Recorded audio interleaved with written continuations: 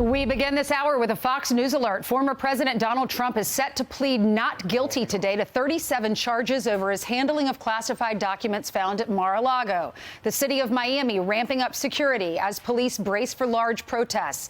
Jonathan Serrie is live outside of the courthouse in Miami with the latest for us. Jonathan? Yeah, good morning to you. President Trump is scheduled to appear in a courtroom at 3 o'clock this afternoon. Now, a little bit ahead of that, the former president is expected to turn himself in voluntarily to federal authorities. He'll be digitally fingerprinted. In other words, no ink. He'll be photographed. However, the photograph will not be released to the public, and at no point will he have to wear handcuffs. Now, as he awaits this process, he's staying at his Doral Golf Resort in Miami. As he arrived yesterday, his motorcade was greeted by a handful of protesters mixed in with a group of supporters. One of those supporters flew all the way from California to be here. At Doral, Mr. Trump has been meeting with his legal team. In a radio interview, he gave a preview of what to expect. Are you going to make a statement in court tomorrow? No, I doubt it. I'll just say not guilty. I didn't do anything wrong. Did nothing wrong. Presidential Records Act. It's not even a criminal event. There is no criminality here. It's ridiculous. And these people, look, they're using it. It's election interference. They're using it to get elected.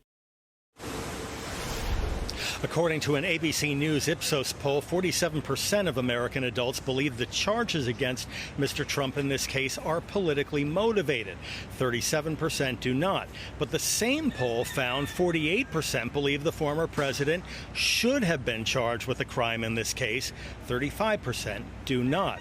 In anticipation of protests outside the courthouse, additional law enforcement officers have been brought in. Miami city officials say they'll adapt their strategy based on the size of the crowd.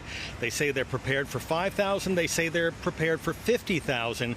But either way, they say they expect no major problems. Now, inside this federal court building, the judge has banned reporters and other members of the media from bringing smartphones or any other electronic devices in. Several media organizations had petitioned this judge to allow a small number of cameras to take photographs before this afternoon's hearing. The judge denied that request as well, saying that allowing photographs would undermine the massive security arrangements put in place. Obviously, things very sensitive as this unprecedented hearing is about to take place. Back to you. Jonathan, what is that noise in the background? It sounds like a rooster. I am so glad you asked that, Steve. There are chickens just wandering freely. And so what you hear is a rooster that crows on cue whenever Jonathan Serrie has a live shot. Can the cameraman turn around and get a picture of the chicken? Yeah, could you zoom in to that family, that beautiful family of chickens? We have a rooster, a hen, and I can't see them from here, but just over the grassy knoll, some baby chicks. What in the world? Look at that. Where do they belong? Hey, Jonathan, do you know, do roosters do that to wake other people up? Like, do you know why rooster makes that noises, do you know? They do that to wake me up. I'm wide awake. Yeah. It's working. And clean out your sinuses. If a rooster is on top of a house, which way would the eggs roll? Very good point.